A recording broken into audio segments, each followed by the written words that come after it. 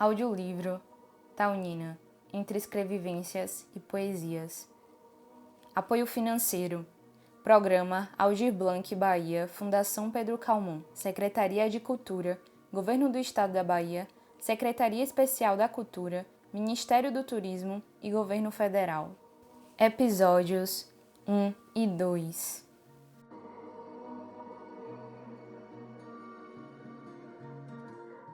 Preencha todos os meus buracos.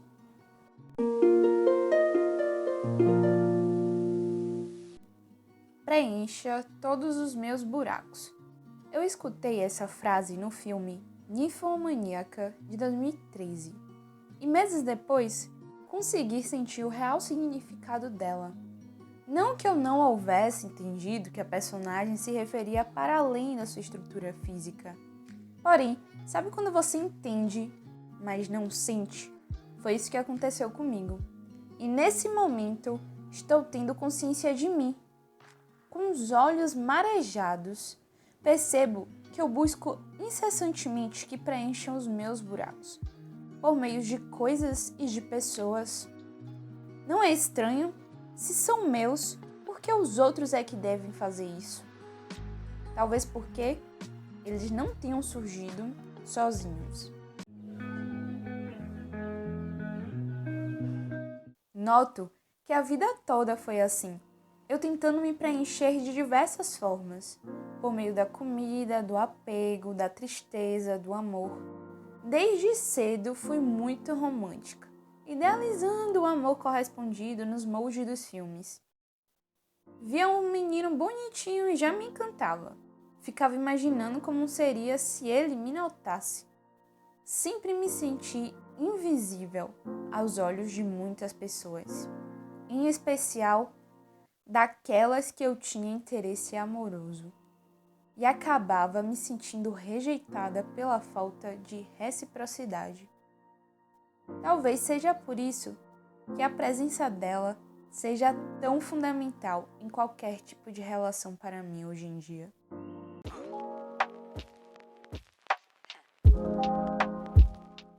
Há muitos elementos que desde sempre me atravessam, desde estruturas sociais às psíquicas. Fui uma criança que não se encaixava nos padrões, então atitudes discriminatórias, sobretudo a gordofobia e o racismo, se fizeram presentes desde cedo. Me olhava no espelho e queria ter aparências distintas da que eu realmente tinha, pois a minha não estava relacionada ao que era bonito, importante e bom. Queria ser qualquer pessoa, menos eu mesma. Me olhava no espelho e queria ter o nariz mais fino, lábios menos carnudos, cabelo escorrido. E por isso fazia escorrer por minha cabeça toalhas, camisolas ou qualquer tipo de pano que trazia a impressão de cabelos lisos e longos.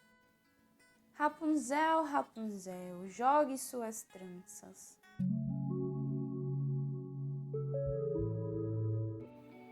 Nem cabelo liso, nem nariz fino, nem magra, nem branca.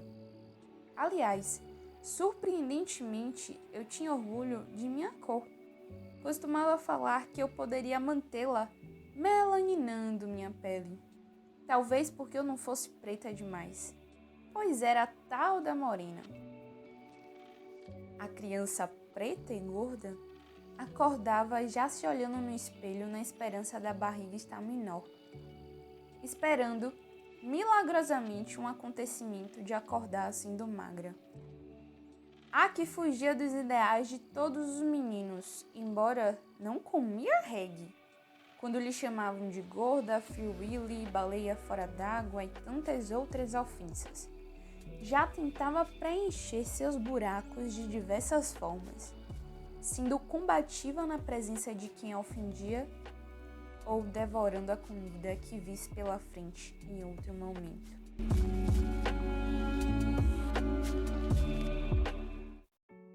Eu sabia diferenciar quando me chamavam de gorda de forma carinhosa ou de quando a intenção era me ofender. Minha mãe é testemunha disso. Eu sabia que o problema não era as palavras cruamente. Gorda eu sabia que eu era. Baleia não. Apesar de ser um animal extremamente lindo. Os tiros verbais que me atingiam traziam uma carga de exclusão, aversão e raiva a quem eu era.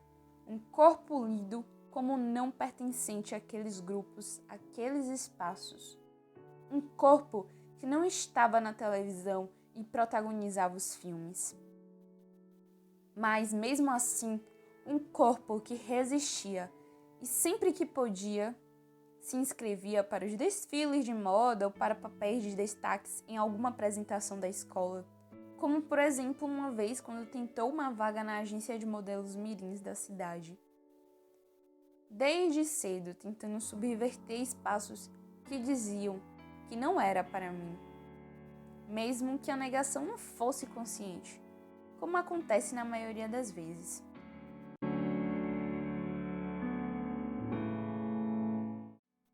Desse modo, eu comecei a lutar com a parte interna da cabeça. Se eu não era bonita o suficiente, que fosse estudiosa, pois o conhecimento era algo que não podiam tirar de mim. E assim aconteceu. No entanto, os fantasmas não foram embora. Eles só mudaram a maquiagem. Na adolescência, emagreci um pouco e tentei me tornar mais atraente alisando os cabelos. Era um movimento mútuo que vinha de fora e de dentro. Mas por que emagrecer era a solução? Por que alisar o cabelo me tornava mais bonita? Foram mecanismos que encontrei para me encaixar de alguma forma. Depois de certo tempo, soube que não era apenas eu que fazia isso.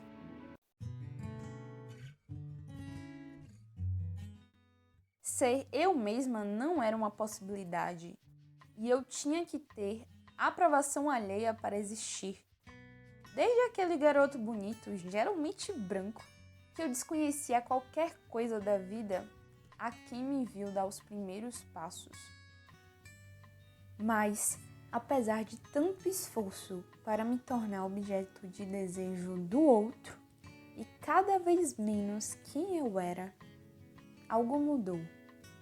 O brilho e a alegria da criança foram desaparecendo um pouco, na mesma medida que o comportamento combativo. Entrei no meu mundo particular e ainda não saí dele completamente. Talvez eu nunca saia, e nem sei se é necessário. O mais importante é conseguir enxergar as possibilidades que existem para fora de mim.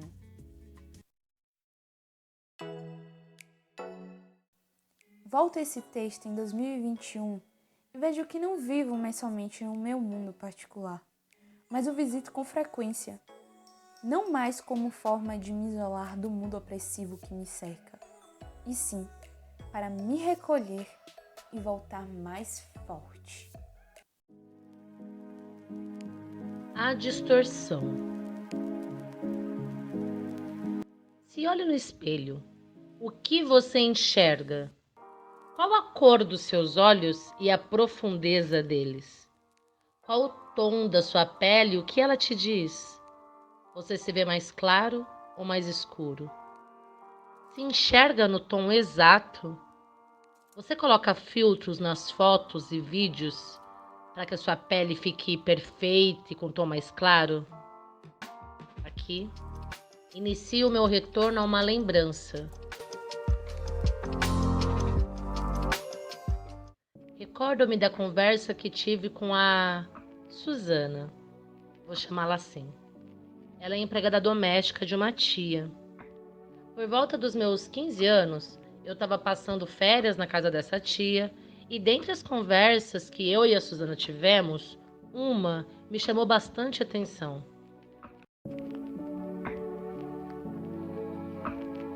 O carnaval se aproximava, então começamos a falar sobre a festa. Ela contava das experiências, incluindo das vezes que viu pessoas famosas.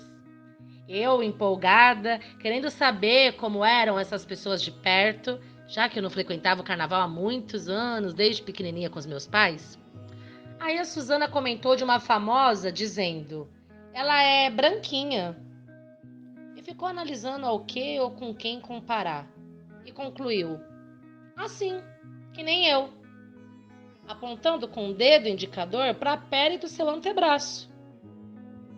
Eu fiquei alguns segundos assimilando a informação, incomodada, mas não sabia exatamente por que estava sentindo isso. Só respondi: ah, entendi.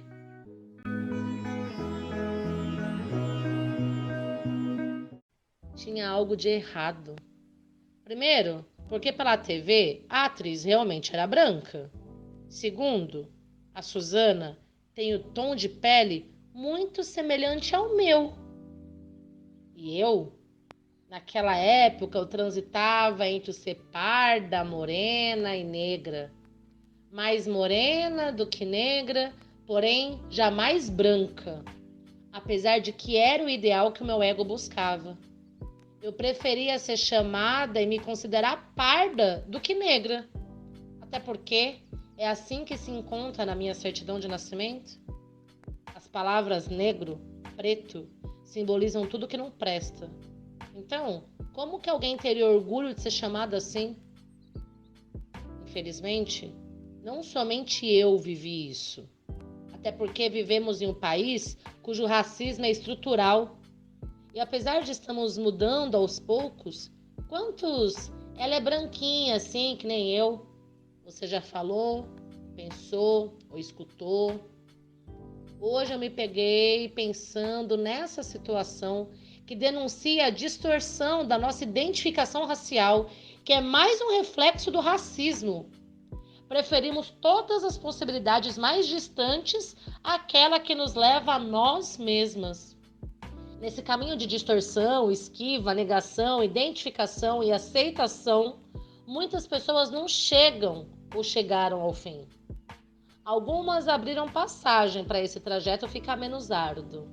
Hoje, uma minoria está ultrapassando a linha de chegada e auxiliando os que encontram mais dificuldade. Eu desejo que um dia qualquer pessoa que se olhe no espelho identifique a raça a qual pertence e reconheça os seus privilégios ou a ausência deles.